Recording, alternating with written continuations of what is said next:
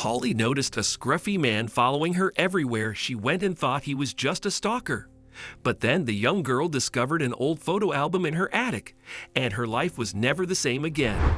Before we continue, please take some time to subscribe to Dailydose, like and share this video with your friends. Hollie quickened her steps, trying not to look behind.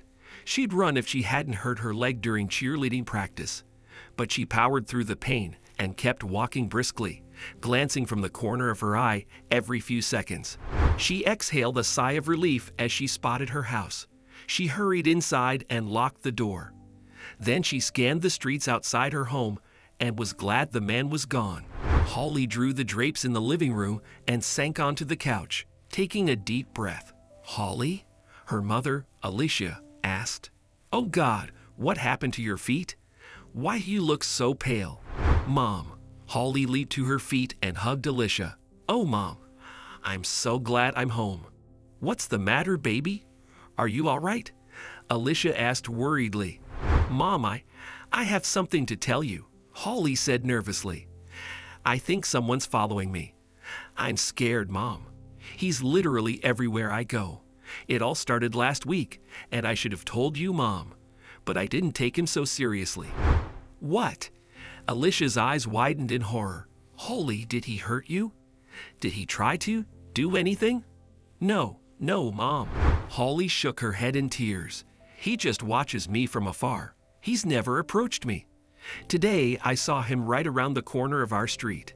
He was suddenly there, and I just freaked out, Mom." "Oh, baby, it's Oak."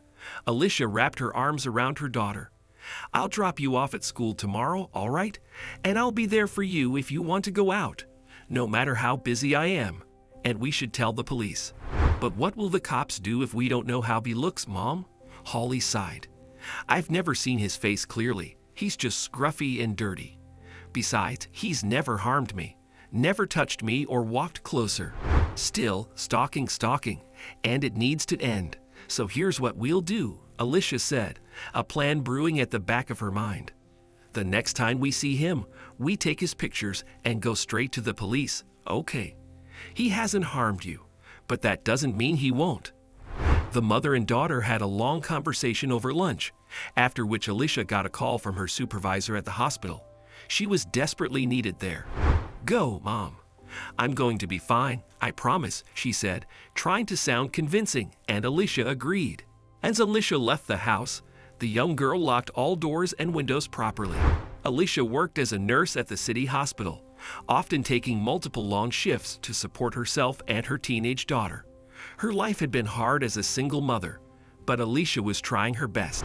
Once Alicia was gone, Hollie decided to watch a movie to distract herself, but her thoughts kept returning to the scruffy man who followed her wherever she went. Hollie turned off the TV and sat on the couch, recalling any details she could about the man. He looked no better than a vagrant, but there was one thing different about him. Hollie realized he had something shiny around his neck. It was a pendant, and she knew she had seen the pendant before. "I know I have seen that design before, but where?"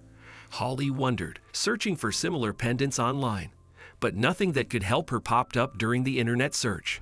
Hollie began looking for vintage designs, and suddenly something struck her.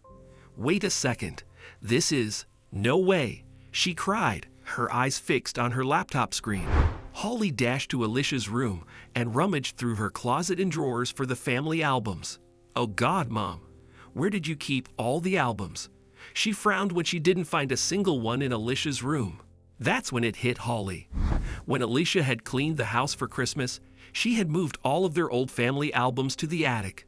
Hollie's heart raced as she climbed the stairs to the attic and rummaged through the boxes in search of the album. Her hands wouldn't stop trembling as she found it. The young girl flipped to the third photo, and there it was, the pendant, and the answers to all her questions. "Oh my God, Dad, I can't believe this," she whispered in tears, running her fingers over the pendant around her father's neck. The scruffy man had the same pendant, and Hollie knew it couldn't have been another identical piece because she had made that pendant for her father with her hands. Hollie was 10 when her father was committed to a mental health hospital.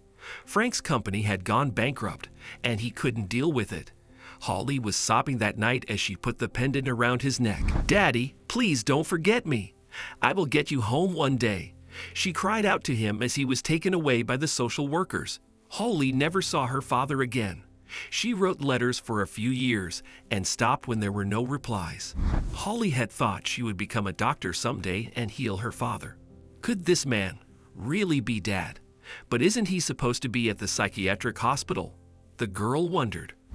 Well, if he has the pendant, he has to be Dad, she told herself, her eyes fixed on Frank's photo. I need to know what's going on. I need to find him. I don't know why he isn't at the hospital, but what matters is he is here and I will find him. When Alicia offered to drive Hollie to school the next day, the girl said she would be fine by herself. She didn't want her mother to know she was going to look for Frank. "Stacy and I are going out together, Mom, so it's ok," Hollie said and left the house. She knew the man would follow her again, and he did. A stream of students poured out the school's front gate after dismissal, and Hollie noticed him. He was standing beside the trash can, staring at her. Then she looked at the pendant, and her eyes welled up. Hollie took a deep breath and approached the man. "Dad, is that you?" she asked, but he stepped back. "Look, I'm not going to hurt you," she said, noticing he seemed scared. "That pendant around your neck, it belongs to my dad. I don't know I don't know what to think. You could be my father. I can't seem to recognize you with the beard and everything. But, Hollie," Stacy called out, yanking the girl away. "Your mom's coming to pick you up. I called her because I have to stop by my aunt's house. What the hell are you doing with a guy like him? Let's go." The man backed away in fright. "I'll meet you tonight," Hollie told the man before leaving. "At the park. I walk there in the evenings, and I know you're always there. Please meet me." That night, Hollie waited for the man at the park, but he never showed up. But Hollie didn't give up. The evening turned into night, but she remained at the park, waiting for him. Then she heard someone's footsteps behind her. She trailed off as she turned around and saw her mother behind her. "OMG, Hollie," Alicia sobbed, throwing her arms around the girl. "I freaked out when I didn't find you at home. What are you doing here at this hour? Aren't you supposed to be out on your shift?" Hollie asked, pulling away from her mother. I just thought leaving you alone at home was not a good idea, and I returned early." "Oh, honey, what are you doing here alone? I kept thinking about that man, and the stalking, and oh God, I was terrified," Alicia cried, pulling Hollie into a hug again. "Mom, there's something you need to know," Hollie said, and Alicia was confused. "What is it, baby?" she asked. "Mom, I think the man stalking me is Dad. He wears the same pendant I gave Dad. I know it sounds crazy," but Hollie paused. "Oh my God, Mom, are you crying?" Alicia sank onto the park bench and buried her face in her palms. "I'm sorry, baby," she sobbed. "Oh, I'm so sorry. I should have told you everything." "Mom, what are you saying? What's going on?"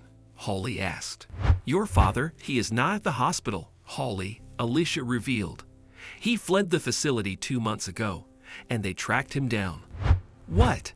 Hollie was taken aback. "It seems he was looking for you. We don't know what exactly happened, but he had scrawled your name all over the walls of his room the night before he was found missing. I'm sorry, honey. I never told you anything because you couldn't seem to get over him. All the time you were talking about your father, and after I stopped mentioning him, it seemed like you were moving on. I was in touch with the social workers, and I reported to them this morning that the man following you could be him. But honey, we can't be sure if it's your dad. What if he's some dangerous man? He could hurt you.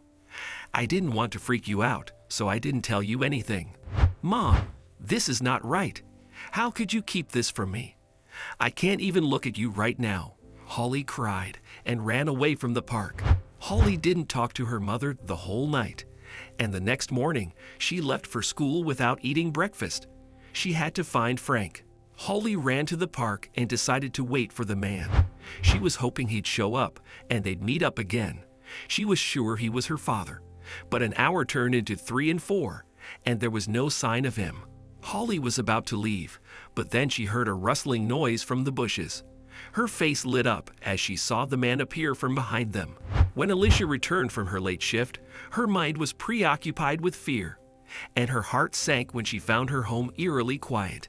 "Hollie," she called out, climbing the stairs to her daughter's room, but Hollie wasn't there. Alicia then checked the bathroom and backyard, but Hollie was nowhere to be found. "Oh my God, where is she?" Alicia panicked, dialing Hollie's friends. That's when Alicia remembered the park where she had found Hollie. Alicia dashed to her car and drove to the park. "Don't tell me you went there again, Hollie. Do you even realize what you've gotten yourself into?" she cried, clutching the steering wheel tightly. "Oh my God, Dad," Hollie cried, approaching the man. "Dad, we meet again. I know it's you. It's me, Dad. It's your Hollie. Oh, Dad, I missed you so much." The man was backing away from Hollie until she told him her name. His eyes glistened with tears as he recognized Hollie. "Ho," he tried to pronounce her name. "Ho. Yes, yes, Dad. It's me, Hollie. It's me, Dad." Hollie was about to hold his hands when a van pulled over, and two workers charged at him. Then Hollie heard her mom's voice. "Mom, they're taking Dad. Stop. Leave him." Hollie screamed as Alicia dashed up to her. "Hollie." Alicia grabbed her arm. "I called them. Sorry, honey. But he isn't in the right frame of mind, and he needs to get treated." Hollie screamed and cried as she watched her father being taken away from her. "Hollie, honey, calm down." Her mother tried to console her, but the girl wouldn't listen. "I lost Dad again because of you. I hate you, Mom," she cried, shoving her mother away. "Stop acting like that for someone who isn't even your real father." Alicia then cried, dropping another bombshell on Hollie. What? What did you just say?" Hollie asked in shock. "That man killed your father. He is Frank's long-lost brother Darren. He was admitted to the same hospital as your father, honey. Darren killed Frank the night Frank had fled from the hospital to find you. Darren was impersonating your father. Someone at the hospital noticed discrepancies in the reports and notified me only today. I'm sorry, honey.